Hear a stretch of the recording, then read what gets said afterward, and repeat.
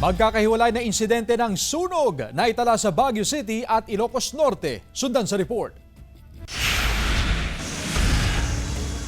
Dalawang bahay sa Baguio City ang nasunog umaga noong Martes. Mabilis umanong kumalat ang sunog dahil gawa sa kahoy ang mga ito. Dalawang pamilya katumbas ng 16 na individual ang apektado sa sunog. Tumagal ng mahigit 1 oras ang sunog. Nagpaabot na ng tulong ang lokal na pamahalaan sa mga naapektuhan ng sunog. Patuloy ang investigasyon ng BFP sa insidente.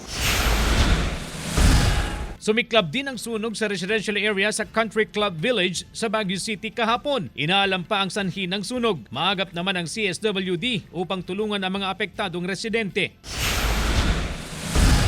Isa pang sunog ang sumiklab sa Magsaysay Avenue kaninang umaga. Agad naman rumisponde ang BFP at iba pang volunteers upang apulahin ang sunog. Patuloy ang investigasyon sa insidente.